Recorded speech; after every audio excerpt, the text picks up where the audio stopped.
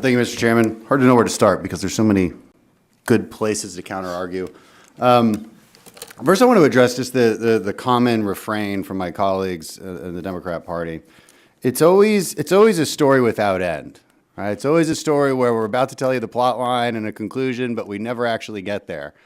And they're always talking about working together and comprehensive immigration reform. These are meaningless terms, completely meaningless. If they ever put pen to paper, it's usually something about mass amnesty or just something so far out there that it's not comprehensive at all. It's not working together at all. So let's just dismiss this idea that there's even a common goal. I would appreciate an honest debate about whether you want more illegal immigration or not, whether you want open borders or not. That's a policy position to take. Nobody ever wants to say it. They always say they want closed borders, they want secure borders. Of course we want secure borders, they say.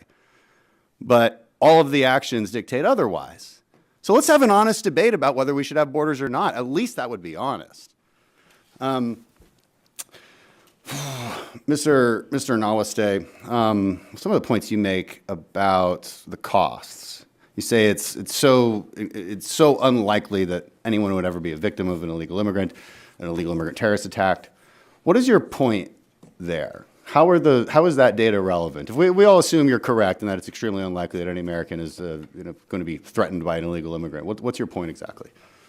Well, I have several points in that. One is to put out evidence and research because the statement gets made by lots of people on both sides about how dangerous terrorism is along the border, and it's important to have facts out there about that. Secondly, the federal government has limited resources, thankfully. It has limited resources, and so it must choose where to allocate its limited security resources most efficiently to protect the lives of. All right, but you agree, there's more to policy than numbers, right? I mean, there's preferences, there's values, there's, if we're talking about the border, the reason I want an honest debate on that is because I want an honest debate on whether there is value in sovereignty, whether there is value in our ability to absorb mass immigration, whether there's value in following the rule of law, even if you disagree with it. Then we'd have an honest debate.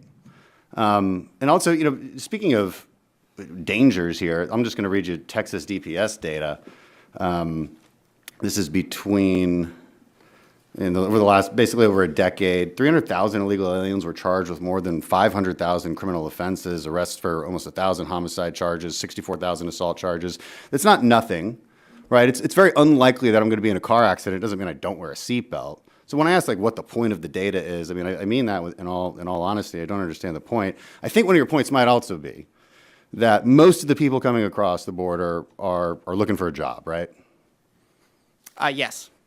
And I know you're not making this point, but my colleagues often do, which is, if that's the case, then why aren't we talking about reforms to asylum, the asylum process? Why aren't we talking about reforms to the asylum process? We know just from the data that the vast, vast majority of people coming from Central American countries are coming here for work. They're coming here as economic migrants. They don't have an asylum case. We all know it, and yet that's what's claimed. You look at countries that have, brutal dictatorships, Iran, Russia, China, they have much higher rates of asylum acceptance. So why aren't we talking about asylum reform?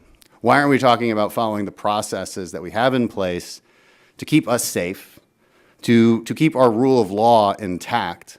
I mean, Mr. Nawasteh, you make another argument about economic benefits. Like basically, if there's job openings, then we have to just accept immigration in order to fill those job openings. What is the upper limit there?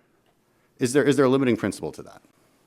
I think the limiting principle is the desire of the free market and how much we want the U.S. economy to grow. So would unemployment rates be the limiting principle? Like if we have very high unemployment, would you stop illegal immigration?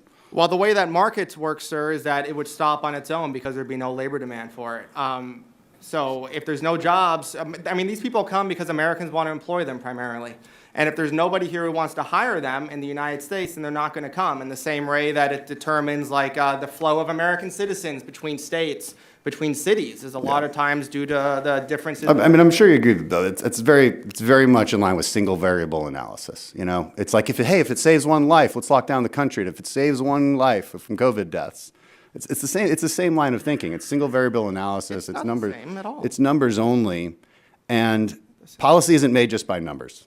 That's why I don't associate with libertarianism, because libertarianism like is numbers? no, but no, I like values as well. I like holistic policy making with values and preferences and limiting principles. And then the unfortunate reality is with immigration, there's no limiting principles on the other side. Thank you.